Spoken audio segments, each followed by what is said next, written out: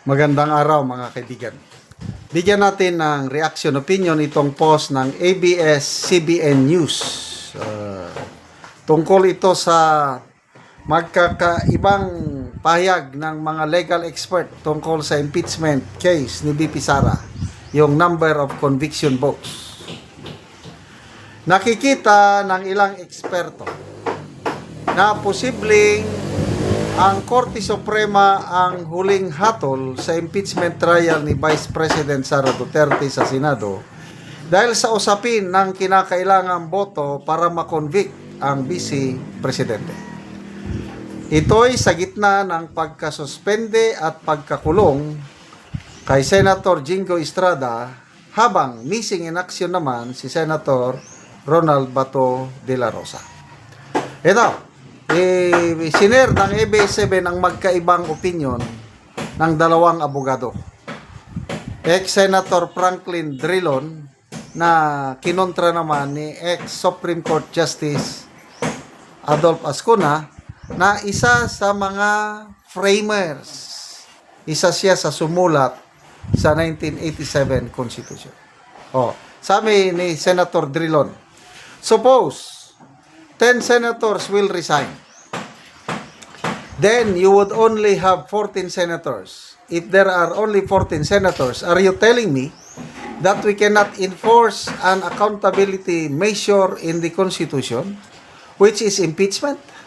So, there is a rule in statutory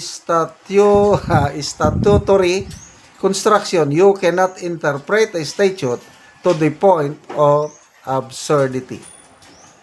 So, ang naiintindihan ko dito, na kung may nawala, ayun, missing in action, na-suspend, sinasabi nitong mga dilawan, pwedeng babaan yung conviction votes from 16 maging 15 or maging 14. Yun ang sinasabi nila. Sabi naman ni ex-Supreme Court Justice Adolph Ascuna, in my opinion, the suspension of a senator does not remove that senator from office. He is still a member of the Senate. What the Supreme Court said in one case is that someone suspended cannot hold public office. What it means is he cannot exercise the public office, but the position is still occupied by him or her. Agree ako dito. Suspended lang eh. Kung na-expel, that's a separate case. Kaya nga, 4 lang na instances ang pwedeng talagang tanggalin mo ng isang senador. Ibig sabihin, kung 24 sila, kung nandito siya sa 4 criteria, talagang wala na siya. Example, namatay. Meron bang namatay? Wala naman. Nag-resign. Meron bang nag-resign? Sa 24 senators na rin, wala naman. Tumanggap ng position, executive position from the national government, meron ba? Wala naman. And then, expulsion. Binutuhan ng 24 senators, expelled. Si Bato, meron bang na-expelled? Wala naman. Suspended lang si Jinggoy. Hindi man siya natanggal. Kaya to me, counted pa rin siya sa all members of the Senate. Si Bato, nagtatago man lang. To me, counted pa rin siya doon sa all members of the Senate. Kaya ang basihan sa conviction votes ni VP Sara is 16 pa rin. Kaya lang, narinig ko si Attorney Edward Chico, sabi niya, ang makakaresolbar lang niyan is Supreme Court. Hindi pwede na ang Senado as impeachment court sila ang mag-determine. Hindi daw pwede yun. Kasi ang mag-interpret ng Constitution, ang law, it should be the Supreme Court. Problema, wala namang nagpapile ng petition sa Supreme Court para magsalitang Supreme Court. So, hihintayin na lang na botohan ng impeachment court kung ilan ang conviction vote. At palagay ko, mananalo ang 13. Ang mangyayari yan, ibababa ang number of conviction votes From 16 maging 15, maging 14 kaya. O ngayon, dahil minus Marcoleta na naman, makukulong, masususpend na naman, kaya magiging 14. Hanggang uubusin nila yan para makonvict nila si BP Sara. But sirang. To me, I don't have a problem. Kasi kahit ibaba ng 14 ang number of votes, hindi pa rin nila kaya dahil 13 lang sila eh. Paano sila makaabot ng 14? Yung 13 lang sila, yung Cayetano Black, nakikita ko si Senator Juan Miguel Zubiri, hindi yan sigurado boboto ng conviction. Bakit? Ang Bukidnon is 99% pro Duterte. Siya mismo ang nagsabi niyan. Kakandidato siya na governor itong 2028. Tingin ko, hindi yan boboto ng conviction. The most likely, pwedeng abstention or acquittal. Kaya 12 lang sila. 12 lang ang sigurado boto nila ng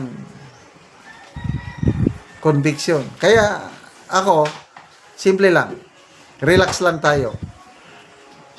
Dahil ang impeachment math or impeachment arithmetic computation, pabor na pabor kay BP Sara.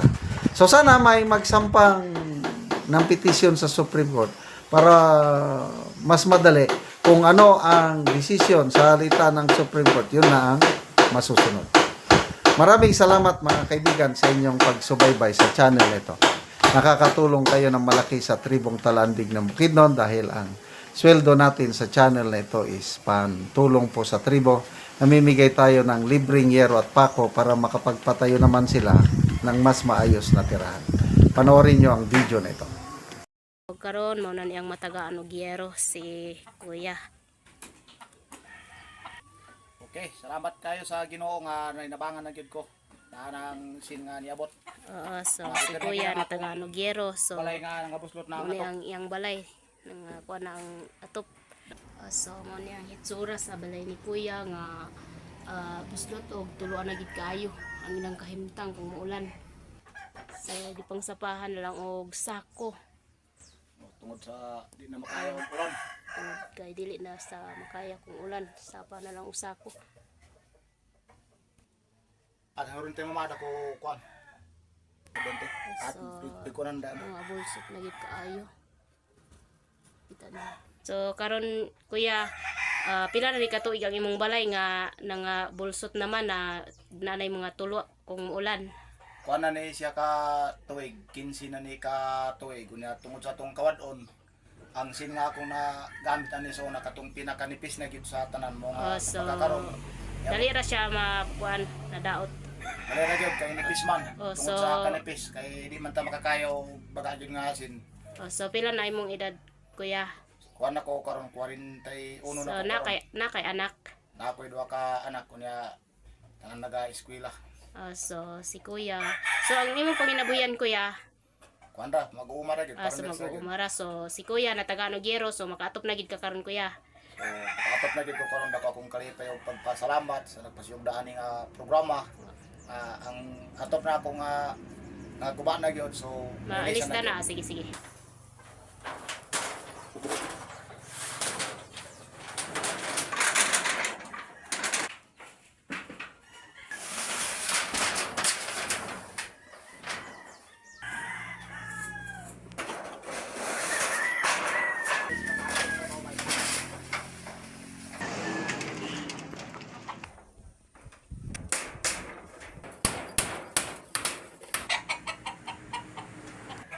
So nahuman na og atop si Kuya sa iyang balay, so dili na gid siya tuluan, nindot na kaayo kay nahuman na gid og atop.